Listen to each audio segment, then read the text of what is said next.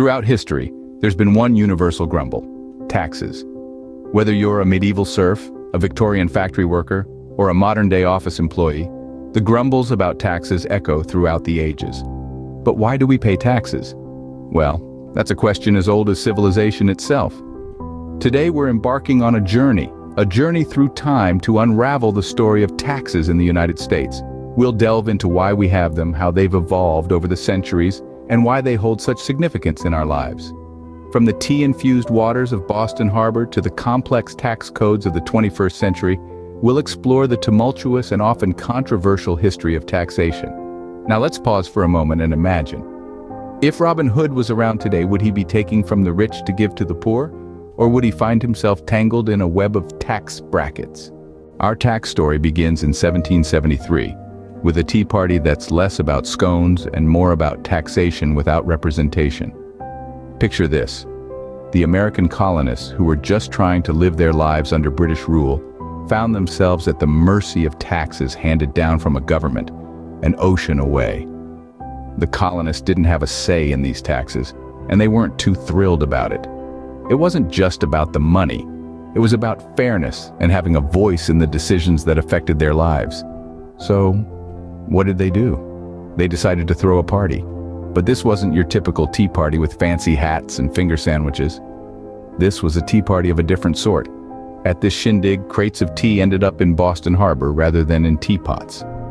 This action, known as the Boston Tea Party, was a bold statement of resistance against a system the colonists saw as unjust. The phrase, "no taxation without representation," became a rallying cry, a symbol of the colonists' frustration and desire for autonomy. They believed that if they were going to be taxed, they should have a say in how those taxes were levied and used. This idea was a fundamental part of the broader concept of fairness in governance. It was a belief that the people being governed should have a voice in the decisions that affected them. The Boston Tea Party was a pivotal moment in American history, not only because it was a significant act of rebellion against the British, but also because it laid the groundwork for a new way of thinking about taxes. It was a spark that ignited a revolution that would eventually lead to the founding of a new nation. And so the stage was set for a revolution, one that would also revolutionize the concept of taxes. Fast forward to the Civil War, and the government had a new idea: taxing incomes. This was a bit of a shocker, especially for Farmer Joe, who had been contentedly tilling his soil, blissfully unaware of the financial storm brewing in the nation's capital. You see, the government needed funds to finance the war, and they needed it fast. But where would they get the money? That's when they came up with the idea of an income tax, a concept that was as foreign to Farmer Joe as the smartphone is to a goldfish. Picture this. One day Farmer Joe is out in his fields when he receives a letter from the government. He opens it to find out he's now required to pay a percentage of his income in taxes. His reaction? Well, let's just say it was a mix of surprise, disbelief, and a dash of saltiness. It was like being told you have to share your favorite pie with everyone in town. But this wasn't a request. It was an obligation. The government, in its wisdom, had decided to implement an income tax to fund its wartime activities. It was a simple concept, really. Everyone pitches in according to their means, and together, we fund the nation's needs. But for Farmer Joe and many others, it was a new and unsettling concept. However, like it or not, the income tax was here to stay. It was a necessary step for the government to meet its financial obligations during a time of crisis. It was a tool to gather resources from the populace, a tool that would prove invaluable in the years to come. But back then, it was just a seedling, a new idea that was just taking root. A concept that would grow and change, becoming an integral part of the American financial landscape. It was the birth of the income tax as we know it, a system that would evolve and shape the nation in ways that Farmer Joe could scarcely imagine. And just like that, income tax made its debut, but it was just getting started. Enter the 16th Amendment, a game changer in the world of taxes. This major shift in taxation history was like a plot twist in an epic movie. Except it was real, and it affected the wallets of every American. Before the 16th Amendment, the federal government's main source of revenue was tariffs, taxes on imported goods. Imagine buying a pair of shoes from another country and having to pay extra just because they crossed the border. But as the nation grew, so did its expenses. The government needed a more reliable revenue stream. This is where the 16th Amendment comes in. Ratified in 1913, it gave the federal government the power to levy an income tax directly on the earnings of individuals and corporations. This was a big deal. It was like a parent finally giving their teenager an allowance, except in this case, the teenager was the federal government, and the allowance was your income. The 16th Amendment didn't just create a new source of revenue for the government, it also changed the way people thought about taxes. Before, taxes were something you paid on goods you bought, or property you owned. Now, they were a slice taken out of your income, a portion of your hard-earned money that you never even got to see. And just like in any good story, there was a bit of drama. There were those who argued that the income tax was a form of tyranny, a way for the government to control the people. There were others who saw it as a necessary evil, a way to fund the government and provide services to the public. Regardless of the perspective, the 16th Amendment marked a significant shift in the American tax landscape. It was like the government had just discovered a new superpower. With this newfound ability to tax income directly, the federal government could grow and fund more programs and projects. But this new power didn't come without challenges. Determining how much to tax, who to tax, and how to collect these taxes became complex tasks. The government had to figure out how to balance the budget, fund its programs, and still keep the citizens happy. It was like trying to juggle while walking a tightrope. Despite the challenges, the 16th Amendment was a crucial step in the evolution of the American tax system. It opened the door for progressive taxation, where the tax rate increases as the taxable amount increases. In simple terms, the more you earn, the more you pay. It's like the saying, with great power comes great responsibility. The 16th Amendment gave the government the power to tax income directly, but it also came with the responsibility to use those funds wisely and fairly. With this amendment, the tax game was forever changed, but the ride was far from over. The 16th Amendment revolutionized the tax system, setting the stage for further changes and challenges in the century to come. And as we will see, this ride through the history of taxes is filled with ups, downs, twists, and turns. So buckle up because the journey is just getting started. Hold on tight because tax rates in America have been a wild ride. Let's begin our roller coaster journey at the start of the 20th century. Back then, the tax rate was a mere 1% for most people. But as we climb the first hill, we find ourselves thrown into World War I. As the government needed funds to support the war, tax rates skyrocketed, reaching a staggering 77% for the highest earners.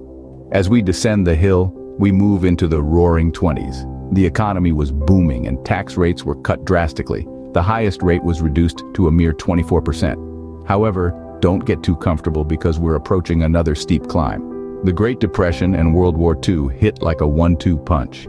The economy was on its knees and the government needed funds. As a result, tax rates soared once more, with the highest earners facing a jaw-dropping 94% tax rate during the peak of the war. We plummet once again into the post-war era, an era of economic growth and prosperity. Tax rates began to fall, albeit slowly. By the time we reached the 70s, the highest tax rate had dropped to around 70%. The 80s saw a massive plunge as President Reagan implemented significant tax cuts. The highest rate dropped to 28%, the lowest since the 20s. However, this drop was short-lived. The 90s saw an increase, with the highest tax rate climbing back up to almost 40%. The new millennium brought with it a series of ups and downs, reflecting the country's economic trials and tribulations. The Great Recession of 2008 saw tax rates dip, while the economic recovery that followed led to a gradual increase. So, as we pull into the station and catch our breath, we can see that our tax roller coaster has taken us through dramatic climbs and exhilarating drops. Each twist and turn mirrors the economic and social changes the country has faced. Through highs and lows, taxes have reflected the country's changing needs. Now let's hop on the timeline train and explore some recent tax changes. Just as the landscape of our world has transformed over the years, so has our tax system, ever evolving to meet the demands of our dynamic society. Let's start with the turn of the 21st century. At the dawn of the new millennium, the Economic Growth and Tax Relief Reconciliation Act was signed into law. This legislation introduced significant tax cuts, altering the financial landscape for many Americans. It was followed by a series of similar acts, each designed to stimulate economic growth and provide relief to taxpayers. But what happens when we face an unexpected challenge? Let's fast forward to the year 2008. The financial crisis sent shockwaves around the world, and the US was no exception. In response, the government introduced the American Recovery and Reinvestment Act. This legislation aimed to jumpstart the economy and prevent a recession, in part through tax cuts and benefits for middle and low-income families. And then, we faced a challenge unlike any other: the COVID-19 pandemic. In 2020, the Coronavirus Aid, Relief, and Economic Security Act, better known as the CARES Act, was signed into law. This legislation provided direct economic assistance to American workers, families, and small businesses. It also enacted temporary changes to the tax code, including the suspension of certain liabilities and the extension of the tax filing deadline. But taxes are not just about crises and immediate relief. They're also about long-term planning and societal well-being. In 2017, the Tax Cuts and Jobs Act was introduced. This act reduced the corporate tax rate from 35% to 21% and made changes to several individual tax provisions. Its goal? To stimulate economic growth by encouraging businesses to invest and create jobs. So, as we travel through the modern tax landscape, we can see that our tax system is a living, breathing entity, constantly adapting to our society's needs. Each change, each new piece of legislation has a ripple effect impacting everything from our personal finances to our national economy. But remember, taxation is not just about numbers on a page. It's about people, about families, about communities. Each tax change, each piece of legislation affects real individuals, shaping their lives in tangible ways. As we wind down our journey, let's reflect on what we've learned. From the Boston Tea Party to the CARES Act, we've seen how taxes have played a pivotal role in shaping our society. And as we look towards the future, we can expect this trend to continue as our tax system adapts to meet new challenges and opportunities. As we can see, tax changes continue to shape our lives in unexpected ways. So, the next time you find yourself grumbling about taxes, remember this journey we've taken and consider the larger picture. After all, taxes are not just about what we give, but also about what we get in return. So, while the government isn't exactly Robin Hood, taking from the rich to give to the poor, our tax system does aim to balance the scales, funding programs and services that benefit society as a whole.